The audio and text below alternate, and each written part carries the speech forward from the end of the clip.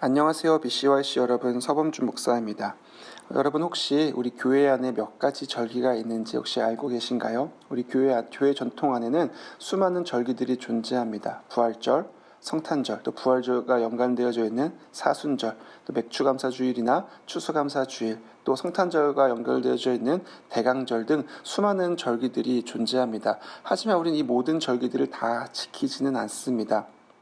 절기 자체에서 주는 유익함도 있지만 또 반대로 이 절기 때문에 우리의 신앙과 우리의 믿음들이 규격화가 되어지고 율법화가 되어지는 것을 막기 위하여서 모든 절기를 지키지 아니하고 큰 절기들만 지켜가고 있습니다. 특별히 오늘은 종려주일이죠. 종려주일 다음 주는 또 부활주일로 지키게 될 것입니다. 교회에서는 이 부활절은 빠지지 않고 큰 절기로 지킵니다. 그래서 이번 주에는 특별히 우리의 부활절을 기다리면서 우리가 맞이하는 주일과 또 고난주간 성금요일이 어떤 의미를 가지고 있는지 살펴보려고 합니다. 여러분 보시면요. 오늘은 종려주일이고 종려주일이 지나고 월요일부터 토요일까지는 고난주간으로 지킵니다. 또 이 월요일부터 토요일까지 있는 고난주간 사이에 있는 금요일은 성금요일로 지킵니다. 또 성금요일이 지나고 맞이하는 주일은 부활절로 지킵니다. 별로 많진 않지만 사실 우리 가운데는 고난주간이 무엇인지, 성금요일은 무엇인지, 예수 그리스도가 부활하신 부활절은 무엇인지, 그리고 오늘 종려주일은 무엇인지에 대해서 정확히 알지 못하는 지체들이 있을 수가 있습니다. 그래서 우리가 한 주 동안 이 고난주간을 보내면서 하나님의 말씀을 묵상을 하면서 더불어서 이 종려주일과 고난주간과 성금요일과 이 부활절이 어떤 의미를 가지고 있는지 오늘 한번 잠깐 살펴보는 시간들을 가져보려고 합니다. 먼저는 종려주일입니다.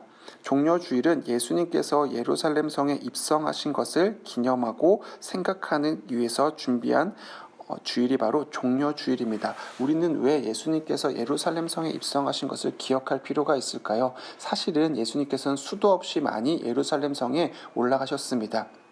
예루살렘 성에 있는 성전에 매년 절기마다 또 매년 명절마다 올라가셔서 제사와 예배를 거기서 진행하신 분이 바로 우리 주 예수님입니다. 그런데 이 사복음서 모두에는 예수님께서 마지막 그 순간에 예루살렘 성에 입성하신 장면을 의미 있게 그려주고 있습니다. 왜냐하면 단순히 예수님께서 예루살렘 성에 입성하신 것은 단순한 의미를 가지고 있는 것이 아니라 굉장히 의미 있고 중요한 내용들을 담고 있다라고 주목하고 있기 때문이죠. 그 의미가 무엇이냐면은 바로 온 인류의 이스라엘의 왕이신 예수 그리스도께서 자신의 땅 예루살렘 성에 바로 성전이 있는 그 하나님의 성전에 들어가신다라고 하는 것을 의미하고 있습니다.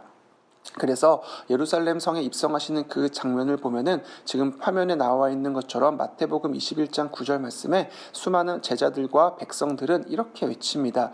호산나 다윗의 자손이여 찬송하리로다 주의 이름으로 오시는 이여 가장 높은 곳에서 호산나 하더라.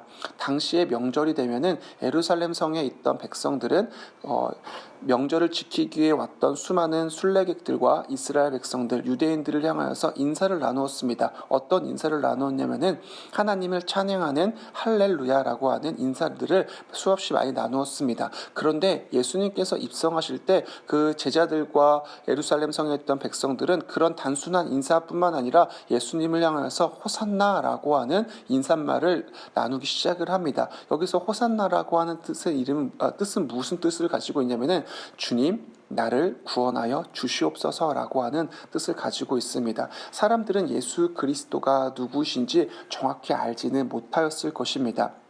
예수님께서 어떤 의미로 이 예루살렘 성에 입성하였는지 사람들은 알지 못하였습니다. 하지만 예수님을 향한 막연한 기대를 가지고 있습니다. 이 막연한 기대라고 하는 것은 무엇이냐면은 그들이 예전부터 기다리고 고대하였던 메시아의 도래라고 하는 그 기대를 예수님을 통하여서 성취될 것이다 라고 하는 기대를 가지고 있었습니다. 하지만 우리 주 예수 그리스도의 예루살렘 성 입성은 그런 사람들이 가지고 있던 기대에 부합하는 입성은 아니었죠. 사람들이 기다리고 고대했던 왕의 모습은 아니었습니다. 하지만 예수님은 이것을 막지 아니하십니다. 왜냐하면 나중에 가서 시간이 흘러서 사람들이 처음에는 실망했을지 몰라도 나중에는 그 당시에 입성하셨던 그 예수 그리스도의 모습이 그 왕의 입성이 어떤 의미인지를 다시 한번 사람들은 생각할 수 있는 기회를 주기 위하여서 예수님은 사람들의 외침, 사람들의 찬양, 사람들의 고백을 막지는 않으십니다. 예수님께서 예루살렘 성에 입성을 하셨다. 그것을 무엇던 그 왕이 이제 도래하였다, 왕이 왔다라고 하는 것을 마태는 무엇을 통하여서 이것을 우리 가운데 이야기해 주고 있냐면은 바로 구약의 성취, 말씀의 성취를 통해서 이야기해 주고 있습니다. 한번 말씀을 다 같이 한번 읽어보도록 하겠습니다. 시온 딸에게 이르기를 내 왕이 내게 임하나니 그는 겸손하여 나귀 곧 멍에 매는 짐승의 새끼를 탓도다 하라 하였느니라. 이 말씀을 보면은 마태가 예수님께서 예루살렘 성에 입성하시는 장면을 바로 구약의 예언의 성취다라고 인용하면서 말씀을 가지고 옵니다. 여기 두 가지 말씀을 인용하는데요. 이사야의 말씀과 스바냐서의 말씀을 인용합니다. 여러분들이 생각하는 왕의 입성, 왕의 행차, 왕의 도열, 그것은 어떤 모습이 상상이 되시나요? 분명히 화려함, 그것이 수반이 되어줘야 할 것입니다. 군대도 와야 할 것이고요. 수많은 백성들이 준비하는 모습도 우리가 그려질 수 있습니다. 또 왕은 어떤 것을 가지고 올 것인가라 생각을 했을 때 왕은 힘과 능력과 부와 권세를 가지고 자유함을 가지고 백성들을 위로하여 줄 것이다 라고 하는 기대를 가지게 될 것입니다. 그런 위대한 왕은 초라한 모습으로 오지 아니하고 적어도 백마 이 정도는 타고 와야 되지 않을까요? 아니면은 큰 가마를 타고 와야지 어떤 그 위용과 위상이 드러나지 않을까요? 그런데 마태는 또 다른 복음서의 기자들은 예수님께서 예루살렘 성의 왕으로 입성하시는 모습을 굉장히 초라하게 그려줍니다. 그런데 이것은 초라한 모습이지만 이것은 분명한 예언의 성취다라고 이야기하죠. 보니까 이사야 예언을 인용하면서 시온 딸에게 이르기를, 시온 딸이라고 하는 것은 무엇입니까? 예루살렘 백성, 구원받은 자들의 백성을 의미하고 있습니다. 구원받은 백성들에게 이르기를 내 왕이 내게 임하나니 그는 겸손하여 나귀 곧 멍에 매는 짐승의 새끼를 탓도다 하라 하였느니라. 여러분 말씀을 보면요, 마태복음 21장 1절에서부터 11절까지의 말씀을 보면은 또 다른 공간복음서의 말씀들을 보면은 예수님께서 제자들에게 명령하실 때 나귀를 끌고 오라라고 명령하십니다. 이게 무슨 큰 의미가 있을까? 왜 굳이 이것을 복음서에 기록을 하였을까? 복음서 기자들은 마태나 마가나 누가는 왜 이 장면을 기록하였을까라는 의문이 들 수 있습니다. 그런데 복음서 기자들은 동일하게 이야기합니다. 바로 이것이 구약의 예언에 성취되는 장면이다라고 이야기하는 것입니다. 여기서 포인트가 무엇이냐면은 왕이 임하는데 그 왕이 무엇을 타고 오느냐?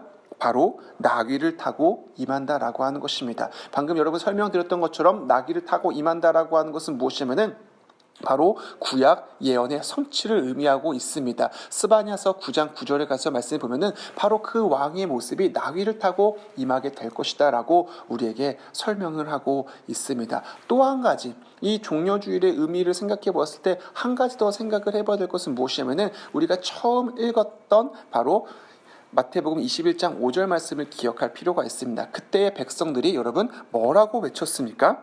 바로 예수 그리스도를 향해서 호산나라고 외칩니다.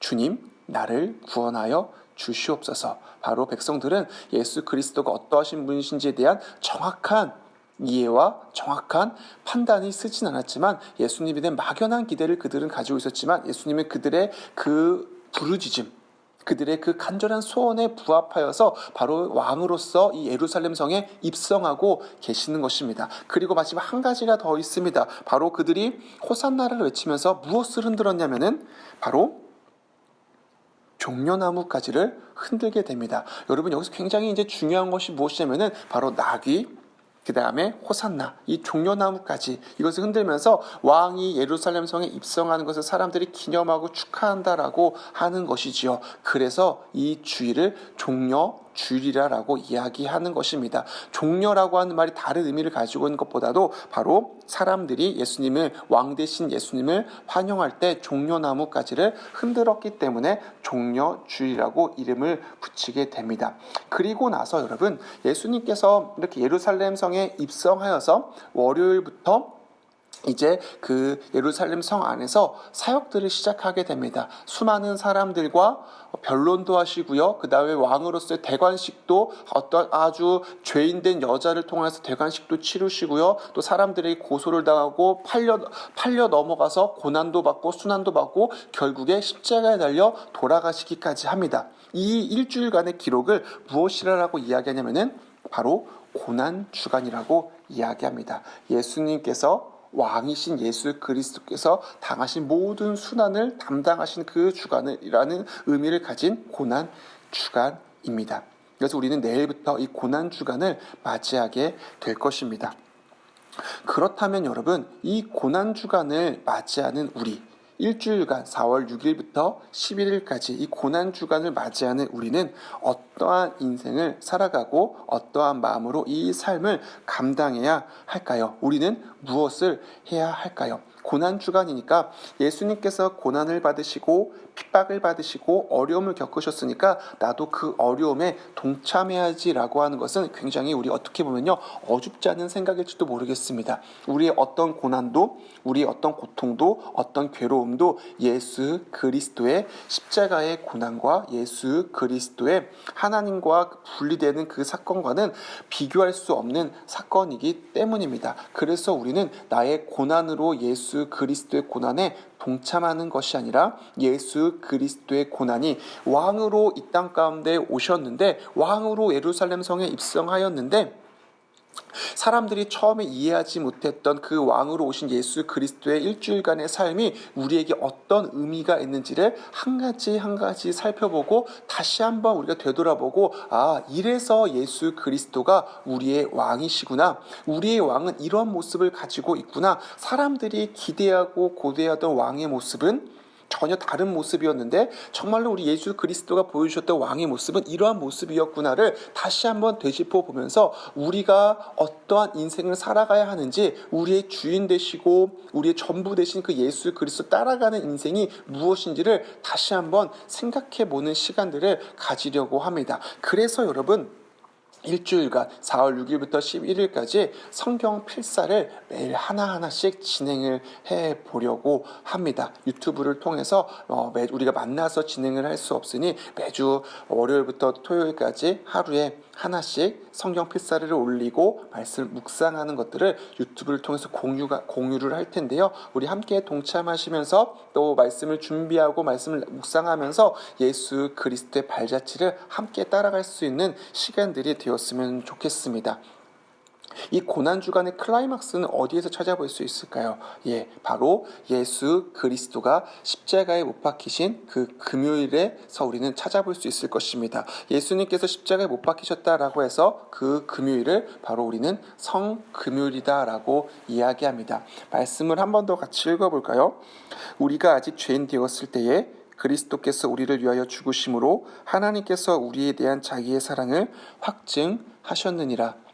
예수님께서 금요일에 십자가에 달려 돌아가십니다. 그리고 며칠 만에 부활하십니까? 바로 3일 만에 부활하십니다. 그 3일간의 그 부활의 기간을 기다리는 그 시간들, 그것이 우리에게 사실은 필요합니다. 예수님께서는 죽으시고 바로 부활하신 것이 아니라 3일이라고 하는 시간 동안 우리가 그 예수 그리스도의 죽으심을 묵상하게 하셨습니다. 아직 고난주간이 십자가에 달려서 돌아가셨지만 고난주간이 끝나지 아니하였습니다. 우리는 어두웠던 그 밤을 보내면서 다시 떠오를 태양을 기다리는 것처럼 예수 그리스도의 부활을 끝까지 기다리게 될 것입니다.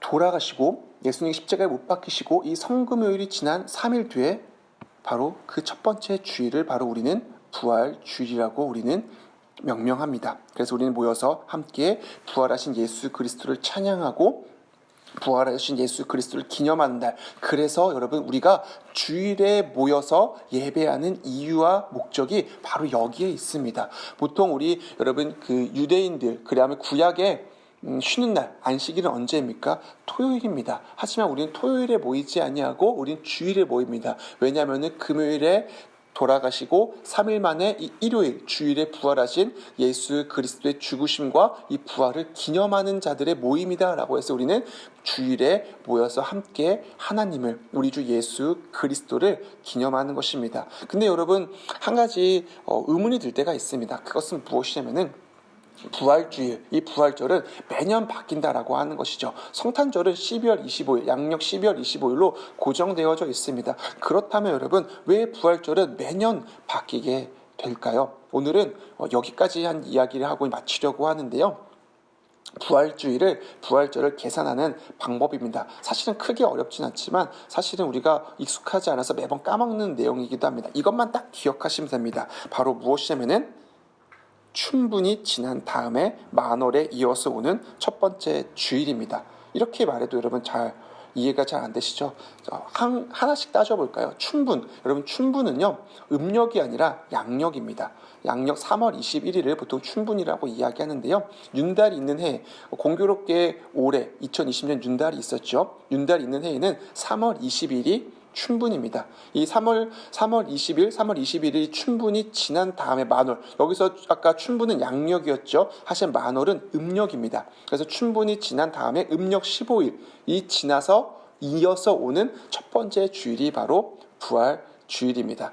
그래서 종료주일을 먼저 계산하는 것도 아니고요. 우리가 고난주간을 먼저 계산하는 것도 아니고 먼저 부활절을 우리가 딱 계산을 하고 거기 부활절 전주가 종료주일이고 그 종료주일과 부활절 사이를 바로 고난주간이라고 생각을 하고 우리가 이해하고 진행을 하는 것입니다. 여러분, 어떻게 이해가 되셨나요? 혹시 모르시겠다면은 저에게 전화해서 물어보면은 다시 한번 친절하게 설명해 드리도록 하겠습니다. 사실은 또 그럴 필요도 없는 게 우리가 너무 친절하게 인터넷 네이버에서 검색하면은 2020년 부활절, 2021년 부활절 검색만 해도 나오지만 그래도 우리가 부활절 언제인지를, 왜 부활절은 이때 정했는지를 한번 우리가 생각해 본다면은 자연스럽게 이해할 수 있어서 한번 설명을 드렸습니다. 그렇다면 이 부활절을 이렇게 처음으로 정한 것은 언제냐면요, 여러분, 사실 굉장히 오래되었습니다. 바로 AD 325년 니케아 공의회 때 사람들이 예수 그리스도의 그 신성과 인성에 대한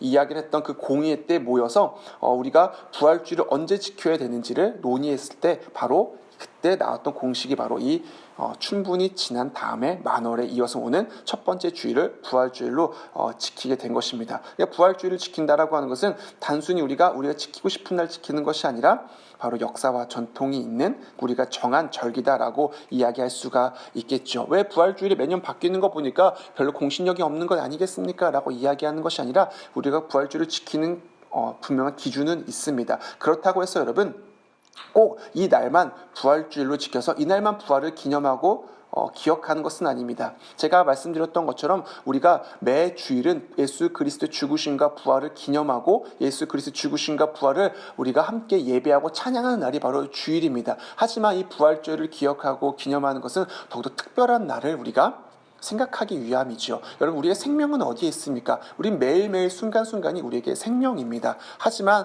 우리가 1년에 한 번 우리의 생명의 탄생을 우리가 축하하고 기념하는 날이 있습니다. 바로 생일이죠. 이 날은 조금 더 특별하지 않습니까? 사실은 그래서 좀 부활주일이 좀 특별하게 다가오는 것 같습니다. 우리가 매일매일의 삶이 예수 그리스도의 죽으심과 부활을 기념하고 매 예배가 예수 그리스도의 죽으심과 부활을 함께 나누고 그 말씀을 나눈 시간들이 되어야겠지만 이 부활절을 기념하여서 부활절을 맞이하며 종료주일과 고난주간과 이 부활주일을 맞이하여서 다시 한 번 더 뜻깊게 예수 그리스도의 죽으심과 부활을 깊이 있게 묵상하는 시간들이 되었으면 좋겠습니다. 그래서 율법적으로 우리가 이런 일을 해서는 안 됩니다. 율법적으로 우리가 우리의 즐길 거리들, 우리가 사랑하는 것들을 무조건 하면 안 됩니다라고 율법적으로 이야기하고 싶지는 않습니다. 하지만 조금 더 우리 시선과 우리 생각과 우리 마음과 시간들을 하나님 앞에, 예수 그리스도 앞에 집중하고 드릴 수 있는 시간들이 되었으면 좋겠습니다.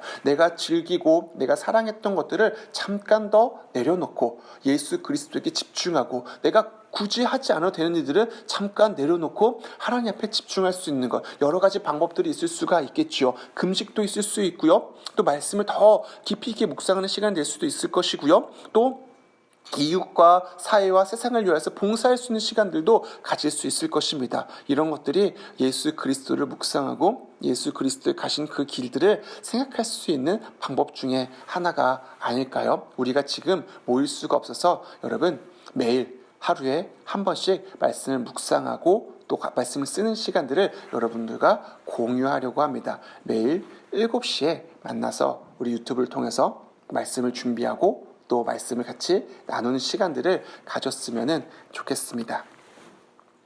사랑하는 BCYC 여러분, 우리 매일 저녁 7시 유튜브에서 말씀의 은혜를 함께 나누기를 소원하고 기대하겠습니다. 감사합니다.